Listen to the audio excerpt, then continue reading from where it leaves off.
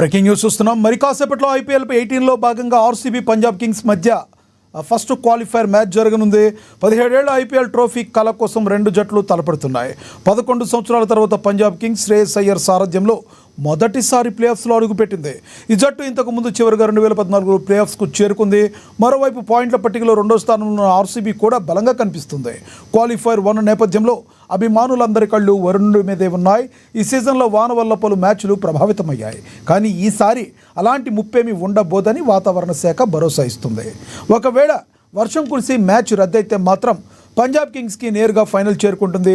అప్పుడు ఆర్సీబీ ముంబై గుజరాత్ మధ్య జరగనున్న ఎలిమినేటర్లో గెలిచిన జట్టుతో క్వాలిఫైర్ 2లో తలపడాల్సి వస్తుంది. అందులో గెలిస్తేనే ఫైనల్లో తలపడే అవకాశం బెంగళూరు చేజిక్కించుకుంటుంది. క్వాలిఫైర్ 1 మ్యాచ్కు వర్ష సూచన లేకపోవడం ఒక విధంగా ఆర్సీబీకి కలిసి వచ్చే అంశమే. ఈ అవకాశాన్ని ఆర్సీబీ ఎంతవరకు సద్వినియోగం చేసుకుంటుందో మరి కాసేపట్లో తేలుతుంది.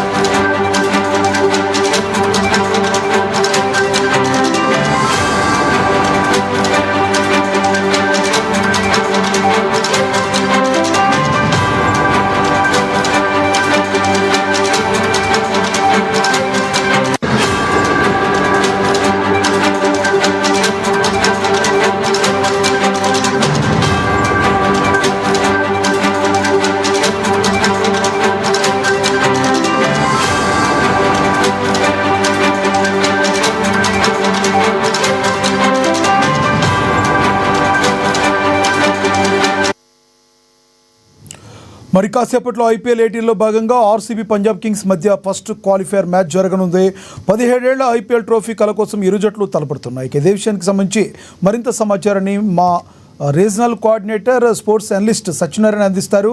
సత్యనారాయణ, చెప్పండి, రెండు జట్లకి ఇది ఒక ప్రధానమైన మ్యాచ్ అనుకోవచ్చా? లక్ష్మణ, గుడ్ ఈవినింగ్. 100%. ఎందుకంటే IPL లో ప్లే ఆఫ్ మ్యాచ్ అనేటటువంటిది, అందులో క్వాలిఫైయర్ 1 అంటే క్వాలిఫైయర్ మ్యాచ్ అనేటటువంటిది ఏదైతే ఉందో ఇది చాలా కీలకమైనటువంటి ఒక మ్యాచ్. ఇది నెగ్గినటువంటి ఒక జట్టు అంటే ఇందులో ఏదైతే గెలుస్తుందో అది నేరుగా ఫైనల్ కు వెళ్తుంది.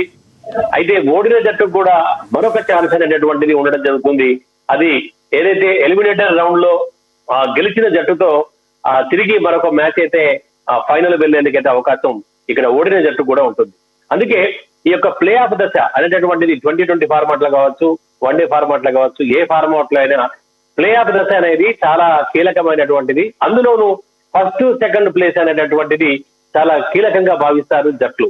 ఎందుకంటే ఈ ఫస్ట్ సెకండ్ లో ఉన్నటువంటి వాళ్ళకి ఒకటి జట్టు నేరుగా సెమీస్ ఫైనల్ కి వెళ్తే గెలిచింది, రెండో దానికి కూడా మరొక ఛాన్స్ అయితే ఉంటుంది. కాబట్టి ఈ యొక్క ఫస్ట్ సెకండ్ ప్లేస్ అనేటటువంటి దానికి అందుకోసం పోటీ అయితే చాలా కీలకంగా ఉంటుంది. అయితే ఆ కీలకమైనటువంటి ఒక పోటీలో ఏవైతే ఊహించిన జట్లు అంటే టాప్ ప్లేస్ లో కొనసాగుతాయి అనుకునేటటువంటి ఒక జట్లు గుజరాత్ టైటాన్స్ ఆది నుంచి కూడా ఆడి ఆ చివరి మ్యాచ్ లో ఓడిపోవడంతో అది ఎలిమినేటర్ ప్లేస్ కి వెళ్లాల్సినటువంటి ఒక పరిస్థితి.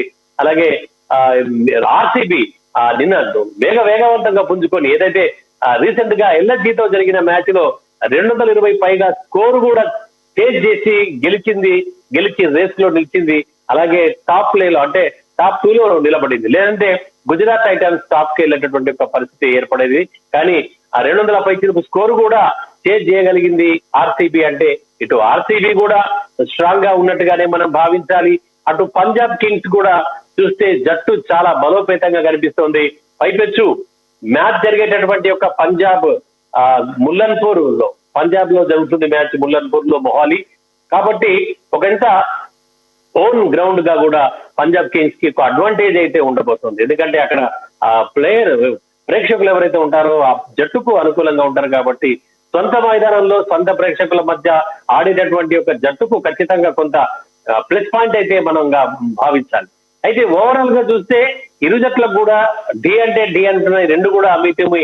అంటే ఈ దశకు చేరుకున్నాయంటే కూడా ఇటు బౌలింగ్ లో కావచ్చు, బ్యాటింగ్ లో కావచ్చు, రెండు జట్లు కూడా టఫ్ గా ఉన్నాయి. అంటే ఒక మంచి రసవత్తరమైనటువంటి ఒక పోటీ ఈ రెండు జట్ల మధ్య కూడా కొనసాగే అవకాశం అయితే ఈ రోజు మనకు కనబడుతోంది. ఎందుకంటే ఒక మంచి క్వాలిఫైయర్ రౌండ్ అంటే మనం భావించవచ్చు. ఇది ఈ రోజు ఏదైతే గెలిచిన జట్టు డైరెక్ట్ గా ఫైనల్ కి వెళ్ళబోతుంది. కాబట్టి అంటే ఇటు పీబీకేఎస్ కావచ్చు, అలాగే ఆర్సీబీ కావచ్చు, ఖచ్చితంగా గెలవాలని ఒక కసితో పట్టుదలతో మాత్రం ఈ యొక్క మ్యాచ్ ఆడుతుందనేటువంటి విధానాన్ని మనం భావించాలి.